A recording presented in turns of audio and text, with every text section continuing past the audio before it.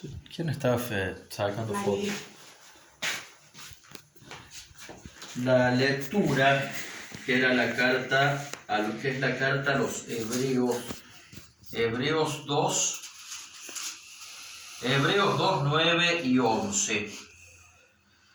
Dice que aquel que fue puesto por poco tiempo por debajo de los ángeles, a Jesús, ahora lo vemos coronado de gloria y esplendor.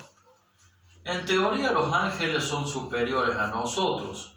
A diferencia nuestra, los ángeles no pueden morir. A diferencia nuestra, los ángeles tienen poderes que nosotros no tenemos. Por ejemplo, hace poco, el 29 de septiembre, hemos celebrado a San Miguel, que tiene el poder de protegernos y de ayudarnos en la lucha contra las fuerzas del mal, de San Rafael, que tiene el poder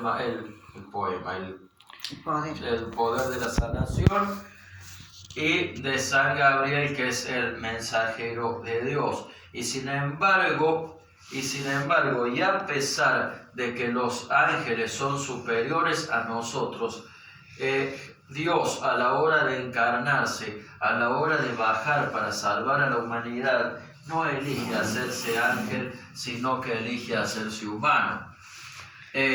Muchas veces, muy pocas veces seguramente nos preguntamos por qué Jesús, pudiéndonos habernos salvado desde su lugar en el que estaba allá arriba, se podría haber salvado encarnándose en un ángel, nos podría haber salvado de encarnándose en otro tipo de entidad, o directamente podría no habernos salvado. Pero sin embargo elige salvarnos, y elige salvarnos haciéndose humanos igual que nosotros. Por eso dice que por un momento el Padre Celestial, y por una voluntad consensuada con el mismo Jesús, fue que el Hijo de Dios, que al mismo tiempo era el mismo Dios, se hizo menos que los ángeles. Con la gracia de Dios. Dice también que él experimentó la muerte en favor de todos. Es decir, no solamente experimentó todas las emociones humanas, experimentó la risa, la alegría, experimentó el dolor, experimentó el enojo, todas las emociones del ser humano. Por eso tenemos que ser condescendientes con nosotros mismos, porque las emociones son propias de nosotros, hasta el miedo experimento. Y dice, y no solamente eso, sino la muerte, y la muerte de cruz, que era una de las muertes más crueles que había. ¿Por qué?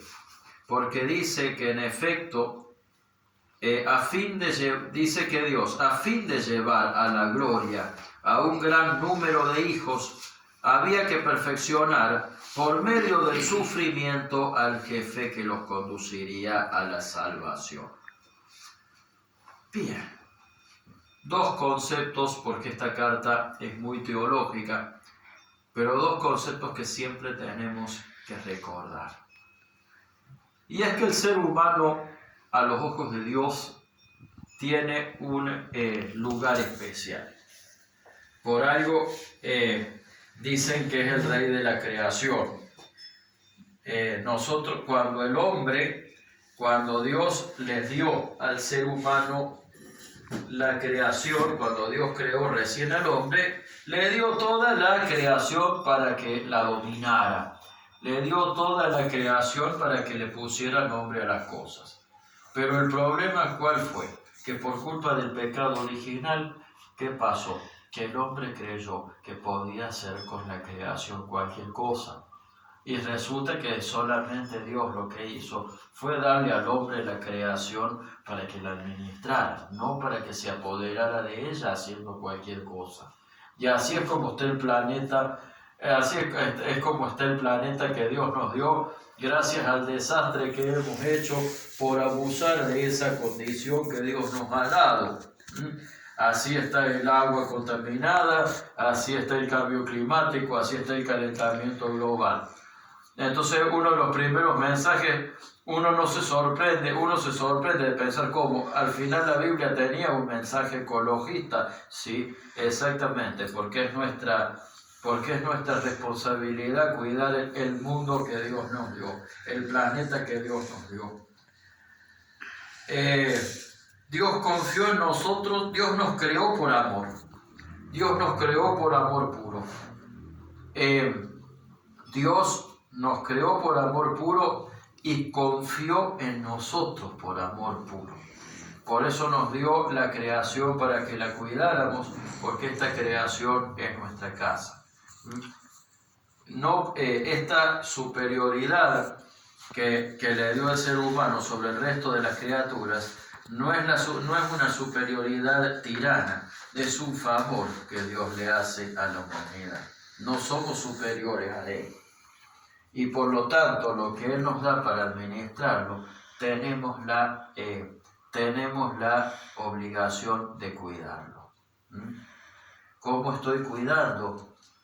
¿Qué parte estoy poniendo para cuidar la creación que Dios me dio? Ese era el primer mensaje. Y lo segundo, al igual que nosotros por la muerte en cruz, Dios perfeccionó a Jesús por el sufrimiento. Por el sufrimiento. Muchas veces se interpreta muy mal el concepto del sufrimiento. El concepto del sufrimiento desde el punto de vista cristiano. Hay quienes han querido ver que nosotros los cristianos, por adorar a Jesucristo en la cruz, hacemos apología de la tortura, del sadismo y del masoquismo. Y no es así, no es así. El